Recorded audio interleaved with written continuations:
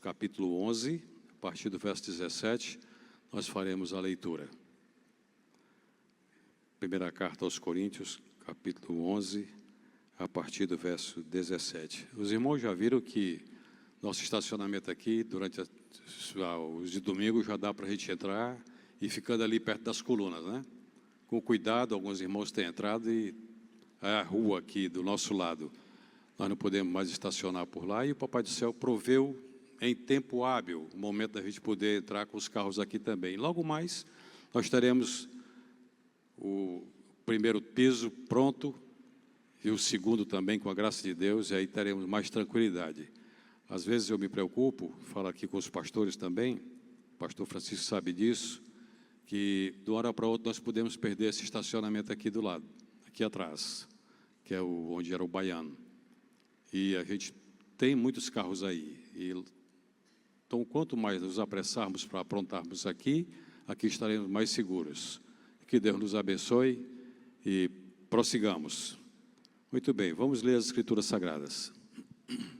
Primeira carta aos Coríntios, capítulo 11, a partir do verso 17. Nisto, porém, que vos prescrevo, não vos louvo, porquanto vos ajuntais não para melhor e sim para pior. Porque, antes de tudo, estou informado a haver divisões entre vós quando vos reunis na igreja, e eu, em parte, o creio.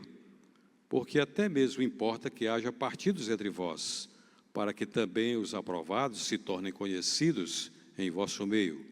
Quando, pois, vos reunis no mesmo lugar, não é a ceia do Senhor que comeis, porque ao comerdes, cada um toma antecipadamente a sua própria ceia, e há quem tenha fome, ao passo de que há também quem se embriague. Não tendes, porventura, casas onde comer e beber? Ou menosprezais a igreja de Deus e envergonhais os que nada têm? Que vos direi? Louvar-vos-ei? Nisto certamente não os louvo, porque eu recebi do Senhor o que também vos entreguei, que o Senhor Jesus, na noite que foi traído, tomou o pão, e tendo dado graças, o partiu e disse: isto é o meu corpo que é dado por vós, fazei isto em memória de mim. Por semelhante modo, depois de haver ceado, tomou também o cálice, dizendo: este cálice é a nova aliança no meu sangue. Fazei isto todas as vezes que o beberdes em memória de mim. Porque todas as vezes que comerdes este pão e beberdes o cálice, anunciais a morte do Senhor até que ele venha. Por isso, aquele que comer o pão ou beber o cálice do Senhor indignamente, será réu do corpo e do sangue do Senhor. Examine-se, pois, o homem a si mesmo, e assim coma do pão e beba do cálice, pois quem come e bebe sem discernir o corpo, come e bebe juízo para si. Eis a razão porque há entre vós muitos fracos e doentes, e não poucos que dormem. Porque se nos julgássemos a nós mesmos, não seríamos julgados. Mas quando julgados, somos disciplinados pelo Senhor, para não sermos condenados com o mundo. Assim, pois, irmãos meus, quando vos reunis para comer, esperai uns pelos outros. Se alguém tem fome, coma em casa, a fim de não vos reunirdes para juízo. Quanto às demais coisas, eu as ordenarei quando for ter convosco. Vamos orar. Nosso bondoso Deus, te rendemos toda a honra e glória. O Senhor é real e o Senhor está aqui no meio da sua igreja. Nós temos a marca do Senhor em nós, temos o sangue de Jesus em nós e temos o Espírito Santo habitando dentro de nós. Somos o teu povo, Senhor. Abre nosso entendimento, nossa compreensão, abre nossos olhos espirituais, para que possamos compreender e entender a profundidade, a altura e a largura da tua graça e da tua misericórdia sobre nós. Tua palavra que nos ensina, nos exorta, nos consola e nos dá o norte. Nós oramos dando graças ao Senhor em nome de Jesus. Amém. Aleluia.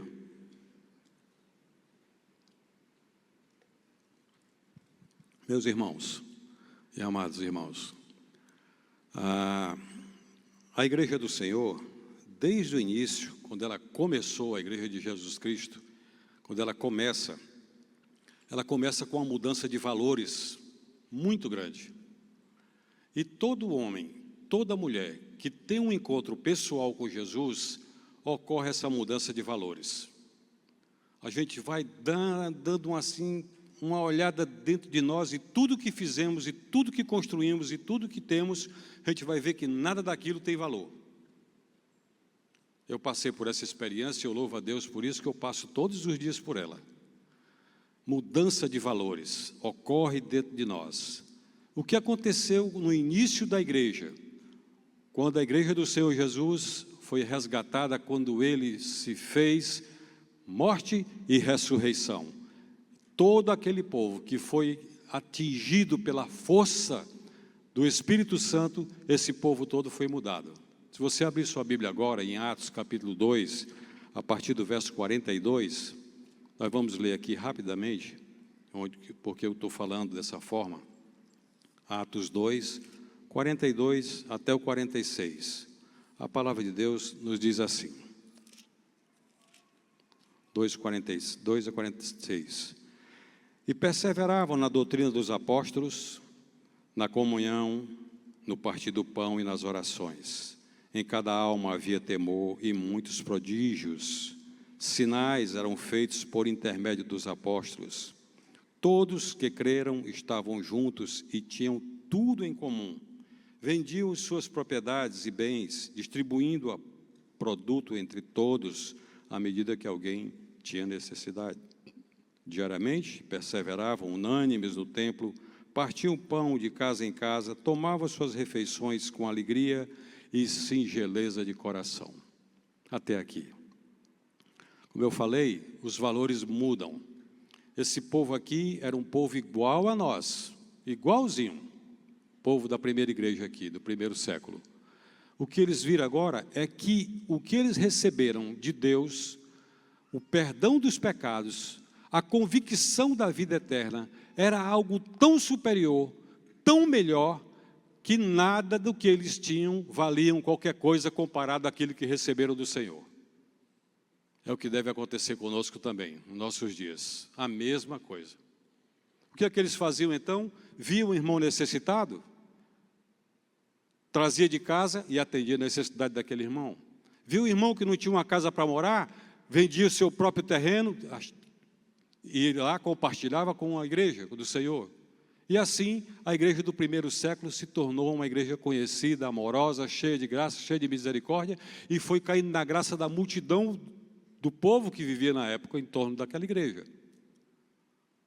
Por que eu estou falando isso tudo, irmãos? Porque era uma oportunidade de terem comunhão, dividir alimentos com os menos privilegiados. Esse era o momento da igreja, esse deve ser o nosso momento hoje. A nossa igreja, graças ao Senhor Jesus, ela tem um trabalho lindíssimo, social. A junta diaconal tem um trabalho lindíssimo social também. E a gente espera que os irmãos, cada domingo, tragam aí um quilo de alimento não perecível, porque esse quilo de alimento não perecível entra numa sacola de rancho que atinge muitas famílias necessitadas. Essa igreja faz isso, louvado seja o nome do Senhor. Mas aqui, meus irmãos amados, a igreja de Corinto, ela estava numa prática que nós acabamos de ler nas Escrituras Sagradas, que era preciso ser corrigido no rumo. Era preciso corrigir o rumo da igreja nesse período. E, sem dúvida, o ponto alto das refeições que os irmãos faziam não tinha a menor dúvida, que era a observância da ceia do Senhor, que nós vamos tomar logo mais, com a graça de Deus, vamos ser servidos aqui da ceia do Senhor. E os cristãos primitivos, naquele período lá, período que o apóstolo Paulo saiu pregando o evangelho e abrindo as igrejas em todos os lugares, esses irmãos achavam ocasiões para fazer um tipo de refeição chamada refeições de ágape, ou refeições de amor, uma vez que a ênfase maior sobre a demonstração do amor mútuo entre os irmãos e irmãs era compartilhar os alimentos uns com os outros. E isso era feito semanalmente. Pastor, por que a gente só faz a ceia uma vez por mês?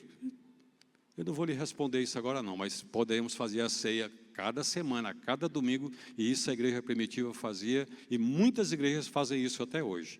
Cada semana, todo domingo, tem uma ceia do Senhor.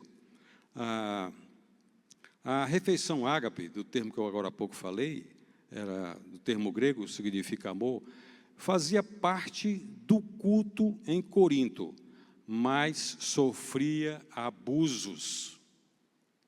Sofria abusos.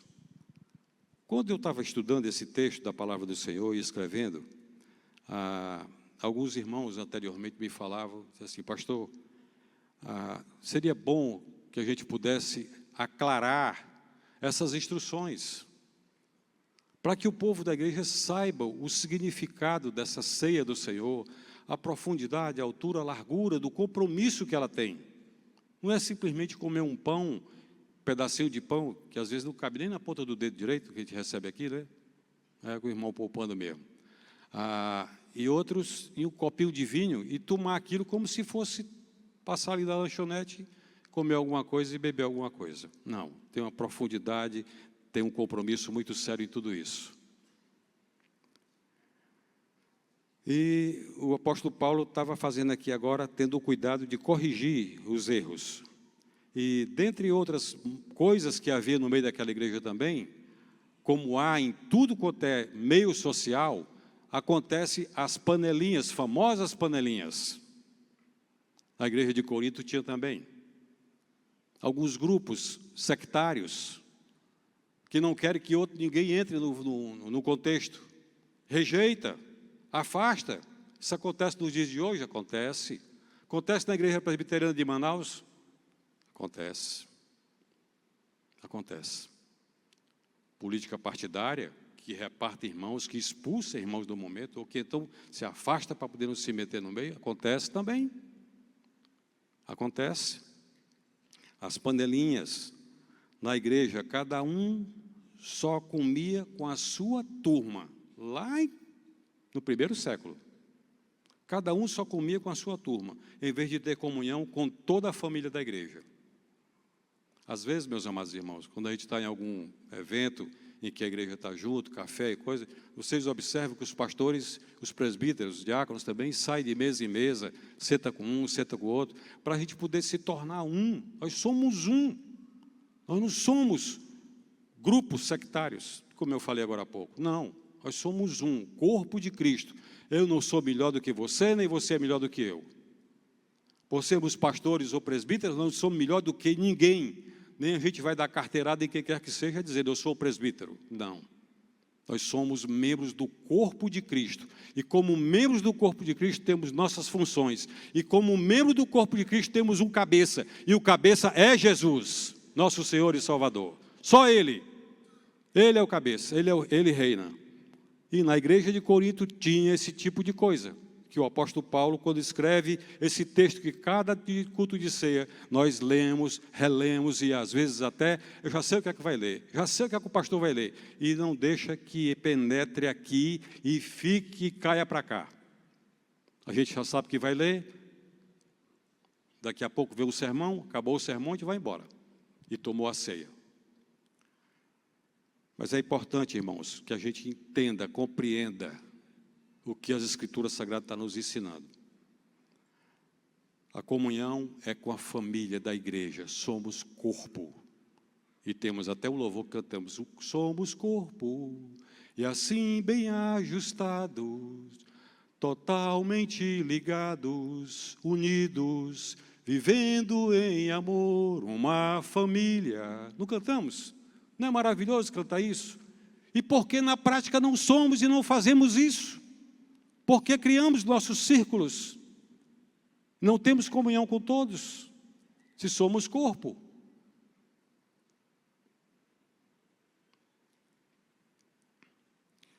O apóstolo Paulo entra aqui agora no verso 17, e ele diz que nesse termo aqui, nesse texto aqui, ele fala que ele não pode louvar a igreja. Porque no capítulo 2, ele sai falando, dando graças a Deus, porque eles eram bem vistos na sociedade. Mas aqui no verso 17 ele começa dizendo algo que entristece o coração do povo da igreja dele. Nisto, porém, vos prescrevo, Nisto, porém, que vos prescrevo, não vos louvo, porque vos ajuntais não para melhor, e sim para pior. Olha que carta é essa, irmãos. Que notícia é essa que chega para a igreja do Senhor? Que coisa repugnante. Apesar do Espírito Santo usar o apóstolo Paulo e condenar essa prática egoísta, ele encarou de maneira positiva. Pelo menos Deus usaria isso para revelar o que eram verdadeiramente os cristãos. Sabe por quê? Porque aqui no verso 19, observe aí, porque até mesmo importa que haja partidos entre vós. Meu Deus, importa que haja partidos entre vós, quando vos reunis, para que também os aprovados se tornem conhecidos em vosso meio. A finalidade era essa. Se havia partido, mas para que esse povo que formou partido fosse totalmente reconhecido como não fazendo parte do corpo de Cristo, da igreja do Senhor, o corpo vivo de Cristo, mas alguém sectário.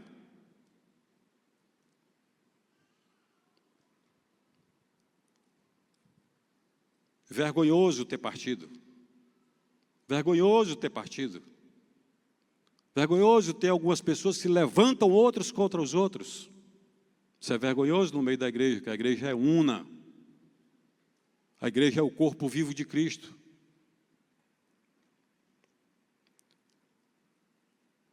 Uma outra falha terrível era o egoísmo. As pessoas ricas traziam grandes quantidades de alimentos, enquanto os mais pobres passavam fome. Nós lemos aqui no texto sagrado. Lemos aqui no texto sagrado. Verso 20, quando, pois, vos reunis no mesmo lugar, não é a ceia do Senhor que comeis, porque ao comerdes cada um toma antecipadamente sua própria ceia, e há quem tenha fome, ao passo que há também quem se embriague. Olha isso aqui acontecendo numa igreja cheia do Espírito Santo, meus irmãos. No capítulo 12 nós vamos ver a igreja cheia do Espírito Santo de Deus, mas era preciso corrigir os erros agora. Era preciso que houvesse correção agora nos erros. As pessoas ricas traziam suas quantidades de alimentos e faziam o seu próprio banquete. Mas eles comiam assim? Sim. E aí relembra o texto sagrado também do momento em que acontecia a Páscoa. Jesus estava numa refeição pascal e na hora que ele pega o pão, parte e diz o que ele falou. Isto é o meu corpo que é dado por vós. Tomou aquele vinho e disse, meu sangue que é derramado por vós, o sangue da nova aliança. Mas aqui a igreja fazia essas refeições pelo menos uma vez por semana. E a ideia original dessa refeição de comunhão era compartilhar essa ideia, compartilhar os alimentos uns com os outros. E essa ideia tinha se perdido ao longo de poucos anos do exercício da igreja. Alguns membros da igreja também, de Corinto, tomavam goró.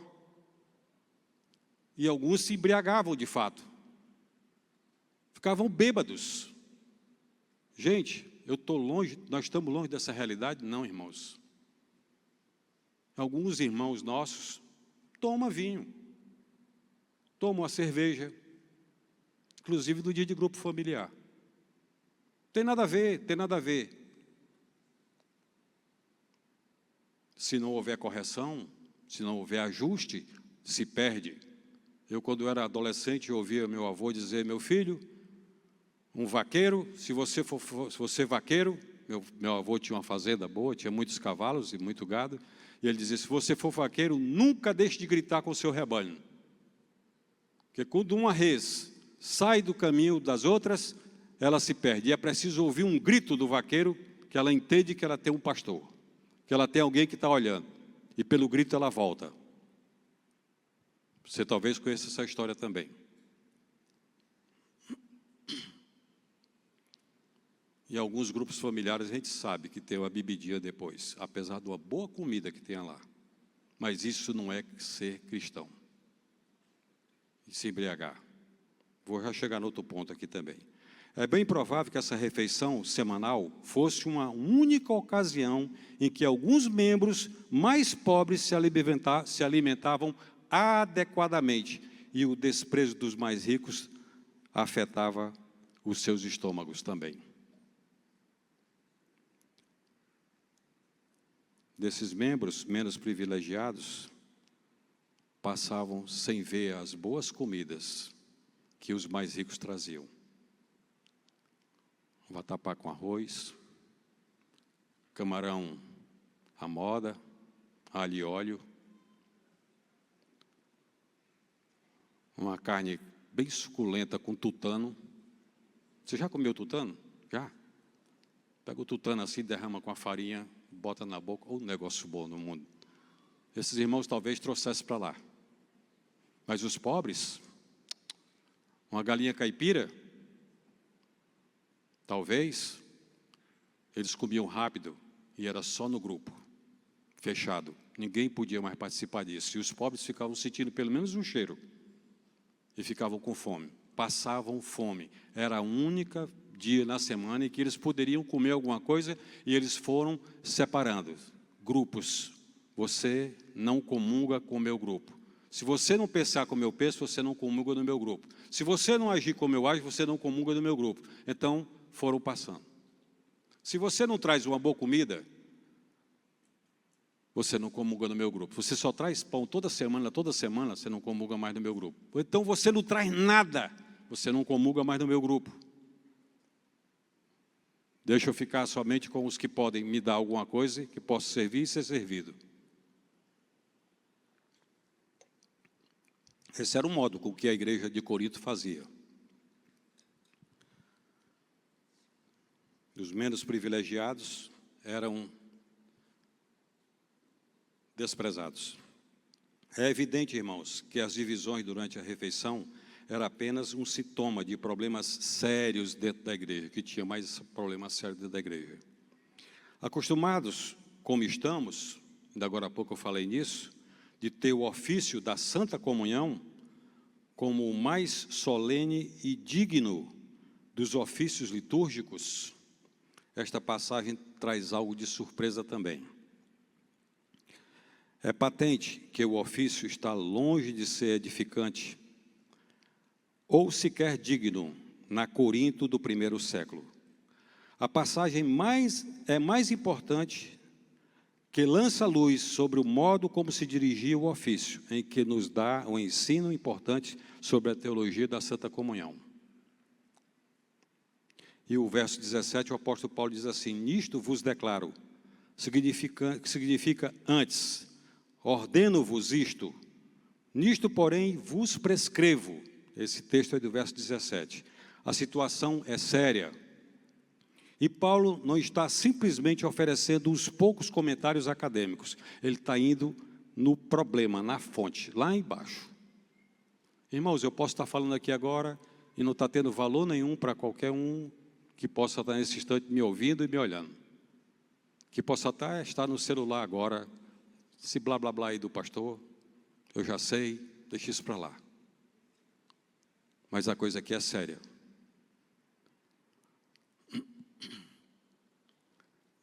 O Espírito Santo fala para Paulo e diz: Paulo, corrija a igreja. Isso aqui não é pensamento do Paulo. Paulo não escreveu isso sozinho. Ele ouviu do Senhor. E no verso 23 ele diz: o que também recebi, vos entreguei. Ele recebe do Senhor orientação e diz: Paulo, corrija a igreja. Pastor Francisco, se ele está me ouvindo lá do outro lado, corrija a igreja. É responsabilidade do anjo da igreja corrigir a igreja. Ordena que ele corrija a prática. Anteriormente, ele elogia os coríntios de maneira como eles guardavam as tradições. Quando passa a tratar do serviço da comunhão, vê que não pode louvá-los. Ele agora na comunhão disse, no verso 17 diz: nisto, porém, não, que vos prescrevo, não vos louvo, porque juntais não para melhor, e sim para pior.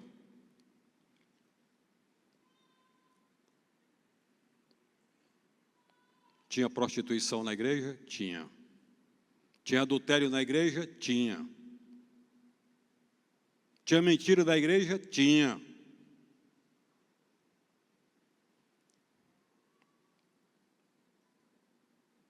Mas ele ia tratar disso noutra hora. E aqui nesse texto sagrado ele expressa uma condenação. Todas as vezes que se reúnem para o culto, vos ajuntais não para melhor e sim para pior. Em vez de a comunhão ser um ato eminentemente edificante, estava tendo um efeito dilacerante. Por quê? Um efeito dilacerante, por quê? Primeiro, dificilmente se pode dizer que uma bebedeira é o modo mais adequado de preparar-se para a ceia do Senhor. Como é que alguém embriagado bebeu, satisfez o estômago dele, a cabeça dele, fez tudo lá, e agora vai tomar a ceia do Senhor, bem bebão? Quem é que alguém que passou pela glutonaria, comeu,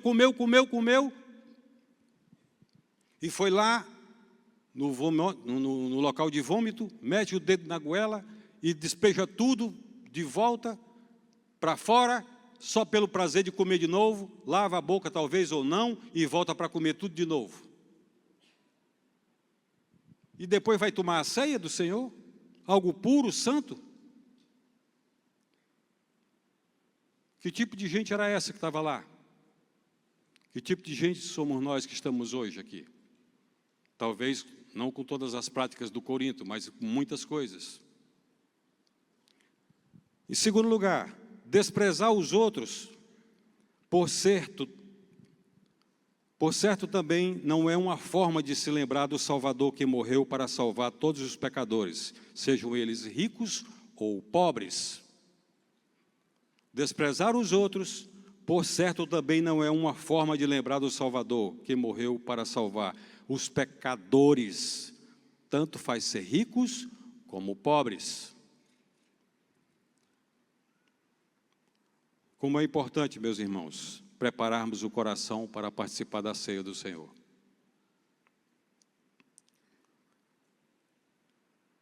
Foi observado aqui, e eu quero pedir a atenção dos presbíteros hoje, dos diáconos também, que vão servir a ceia. Foi observado aqui que tem pais levando ceia para crianças. Como é que uma criança vai discernir o corpo e o sangue de Jesus, minha gente? Não, meu filho é da promessa, pastor, tudo da promessa, mas ele ainda não tem idade para discernir. A razão dele ainda não chegou a ponto dele examinar as Escrituras e fazer um exame de si mesmo. Temos que corrigir. É importante prepararmos o coração para participar da ceia do Senhor. Algumas igrejas evangélicas reconhecem, ou a maioria de nós reconhecemos, duas ordenanças estabelecidas por Jesus e que devem ser observadas por seu povo. É o batismo e a Santa Ceia. A ceia também é chamada de comunhão, em 1 Coríntios capítulo 10, verso 16, e de Eucaristia, que significa dar graças. É a ceia do Senhor. Jesus Cristo tomou o cálice e o pão, elementos comuns de uma refeição naquela época, elementos bem comuns da refeição naquela época, e os transformou em uma experiência espiritual significativa para os cristãos. A ceia. Ele comia e bebia, mas ele pegou o pão, partiu e disse: "Esse é o meu corpo que é dado por vós. Fazei isto em memória de mim." Tomou o cálice, deu aos discípulos e disse: "Esse cálice é o meu sangue, a nova aliança no meu sangue. Fazei isto em memória de mim." É algo profundo, algo espiritual. No entanto, o valor da experiência depende do estado em que se encontra o coração dos que dela participam. E esse era o problema de Corinto. Porque nossos filhos, só quando eles entram na adolescência, depois de um tempo, têm a razão, podem participar da ceia do Senhor, depois que faz a pública profissão de fé. Espera-se que durante os ensinos da escola bíblica, espera-se que os ensinos do pai em casa corrijam os seus filhos e eles façam serem entendidos do que significa a ceia do Senhor.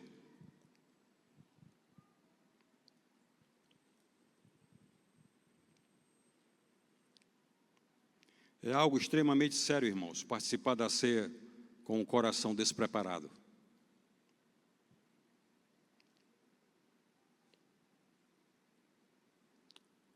É algo extremamente sério participar da ceia com um coração despreparado. A ceia do Senhor é uma oportunidade de crescimento espiritual e de bênçãos, se participarmos com a atitude correta. Eu vou repetir isso aqui que eu escrevi. A ceia do Senhor é uma oportunidade de crescimento espiritual e de bênçãos, se participarmos com a atitude correta. O que devemos fazer, então, para a ceia?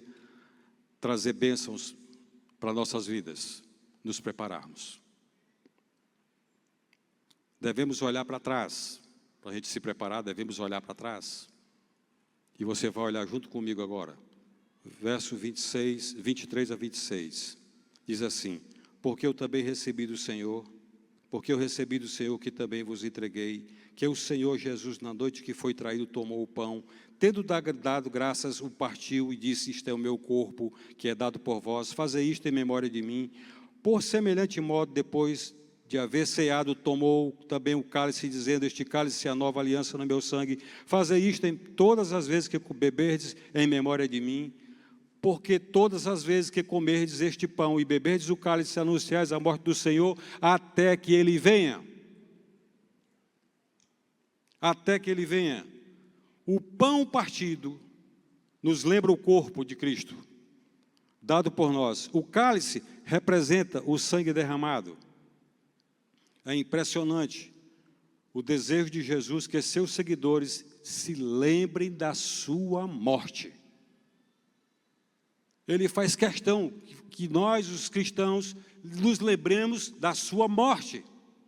Mas teve a ressurreição também, pastor? Teve. Mas ele pede aqui que nós nos lembremos da sua morte. A maioria de nós procura esquecer detalhes sobre a morte dos nossos entes queridos. Mas Jesus deseja que lembremos como Ele morreu. Isso porque a sua morte é o cerne de tudo que temos como cristãos.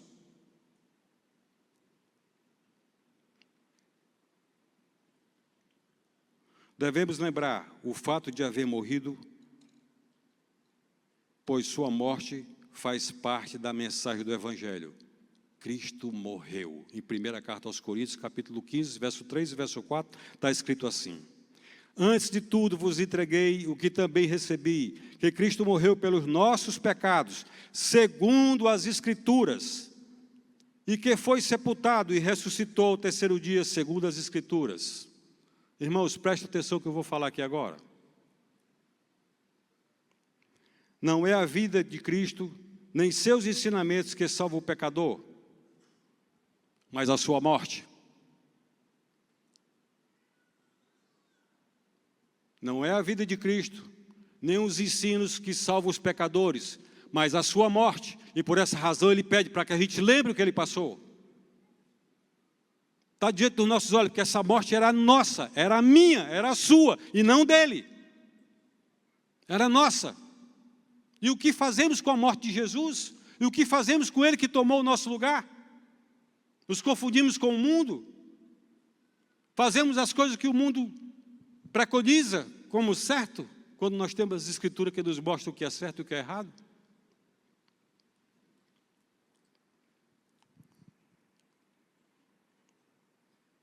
Enquanto eu estava escrevendo tudo isso aqui, irmãos, o inimigo de nossas vidas, de vez em quando chegava e tentava me atrapalhar. E eu dizia: Senhor, bota aqui os teus anjos acampados ao meu redor. 4h30 da manhã, essa madrugada, até umas 11 horas. Pedindo ao Senhor para me iluminar e para separar aquele momento, para eu poder ficar na presença dEle. E é com lutas. Portanto, irmãos, devemos nos lembrar do motivo de ter Jesus Cristo morrido. Cristo morreu por nossos pecados, foi nosso substituto. E aonde está isso escrito, pastor, que Ele foi nosso substituto? Se você for olhar o livro de Isaías, no capítulo 53 e no verso 6, esse livro messiânico diz assim: Todos nós andávamos desgarrados como ovelhas, cada um se desviava pelo caminho, mas o Senhor fez cair sobre ele a iniquidade de todos. A minha iniquidade, a sua iniquidade, a iniquidade daqueles que foram separados para o louvor da glória do Senhor Jesus. Aqueles que foram predestinados para a salvação, aqueles que foram eleitos para a salvação, o Senhor fez cair sobre ele todas as nossas iniquidades.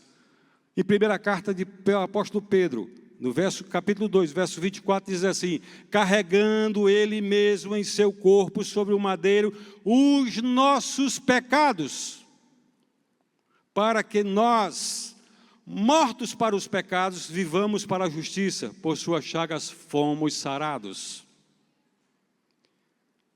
Jesus Cristo quitando uma dívida que jamais poderíamos pagar. Nenhum de nós, por mais justo que fôssemos, jamais poderíamos pagar. Também devemos lembrar como ele morreu. Eu estou falando de voltar atrás para poder olhar o que ele fez. Voluntariamente e mansamente demonstrou seu amor por nós. Foi voluntário, ele disse: eu amo você e por causa de você, porque eu amo você, eu vou dar minha vida no seu lugar. Eu vou lhe tirar da morte e vou lhe dar a vida. Foi isso que Jesus fez com a gente. O que é que eu estou fazendo com a minha salvação, gente? Qual o valor que eu estou dando de fato para o que Jesus fez por mim? Eu sou apenas um religioso? Sou apenas alguém que me acostumei com o rito? Ou eu sou um cristão de fato? Eu sou alguém que é apaixonado por Jesus, que ama Jesus e que vive o Evangelho do Senhor, preparado para morrer a qualquer hora, especialmente morrer aqui dentro. Que tipo de cristão eu estou sendo? Tive um encontro pessoal com Jesus, eu estou sendo apenas um religioso? Houve mudança de valores em mim, ou eu sou apenas um religioso? Romanos 5,8 diz assim: mas Deus prova o seu próprio amor para conosco, pelo fato de ter Cristo morrido por nós, sendo nós ainda pecadores. É um amor muito grande que Deus tem pela gente. É algo tão sublime, tão maravilhoso, que a nossa razão não consegue alcançar. Entregou o corpo nas mãos de homens perversos e levou sobre si os pecados do mundo.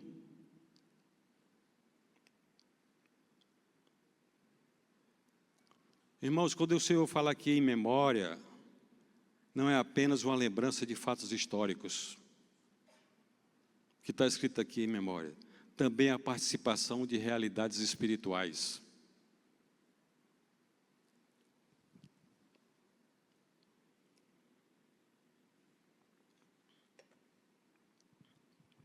Observamos, irmãos, que a ceia do Senhor, ele diz, até que ele venha.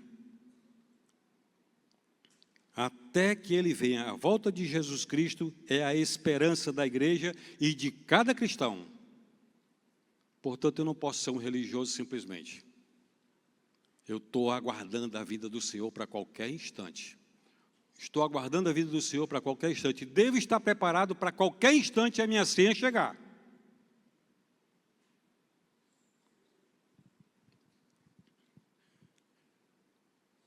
Jesus Cristo não apenas morreu por nós, mas também ressuscitou e subiu ao céu. E um dia voltará para nos levar para junto dele para sempre. Para sempre. Nós somos hoje tudo o que devemos ser. Mas quando ele vier, seremos semelhantes a ele, a Jesus. Você já imaginou seu corpo sendo transformado de uma hora para outra assim? E você de repente está aqui, de repente está subindo nos ares? A força da gravidade já não tem mais efeito sobre você? Você já pensou nisso? Você já pensou de repente estar enterrando alguém, de repente está um morto ressuscitando aqui, sendo levantado, transformado, recebendo o corpo glorificado, subindo e você também subindo agora, juntamente com ele? Isso vai acontecer, meus irmãos, queremos nós ou não, a ciência querendo ou não, isso vai acontecer. É a palavra de Deus. teremos um corpo semelhante ao corpo de Jesus. Está escrito isso, pastor, 1 João capítulo 3, verso 2. A fim de participar dignamente da ceia do Senhor, é preciso examinar o coração, discernir os pecados e confessá-lo ao Senhor. Por essa razão, o texto sagrado diz, examine-se o homem a si mesmo. Gente, nós não podemos tomar a ceia do Senhor de qualquer jeito. Se eu estou na prática do pecado e eu tomar a ceia do Senhor, eu vou estar trazendo para mim juízo. Quer eu entenda isso ou não, juízo.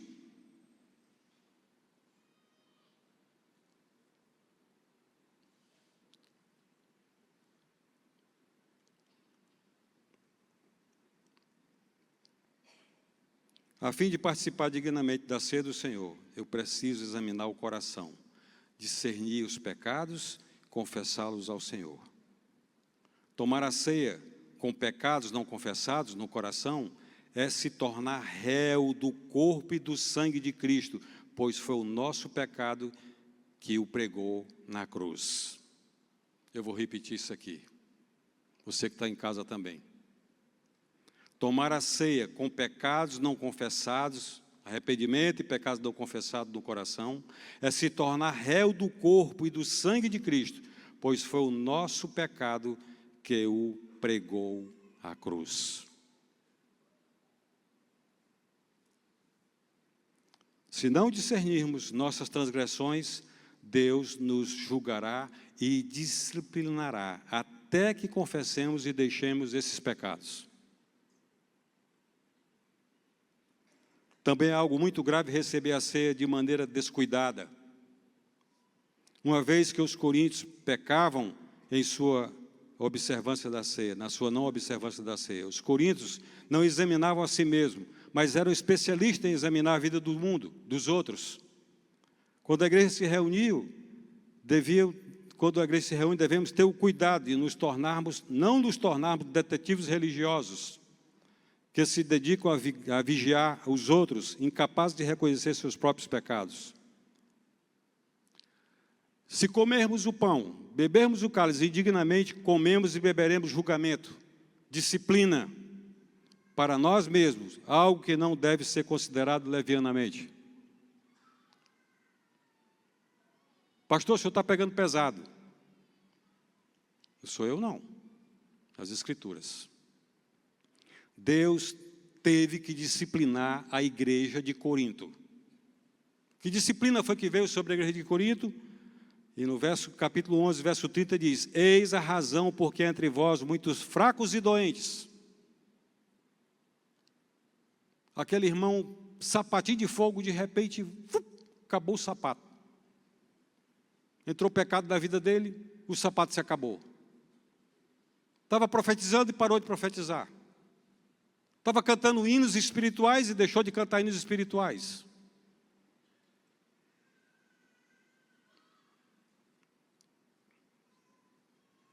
Entrou pecado na vida? Entrou. Aconteceu arrependimento? Não. Aconteceu confissão de pecados? Não. O que aconteceu com ele? E continua tomando a ceia, só pelo simples fato de dizer assim, eu estou aqui, posso ser visto pela igreja, posso ser visto pela sociedade. Estou aqui, mas está um pecado oculto, que só ele sabe, e o diabo, os seus demônios, e Deus, em primeiro lugar, e os seus anjos, todo mundo tomando conhecimento. E quem chega por perto também sente. Eis a razão porque entre vós muitos fracos e doentes, e não poucos os que dormem.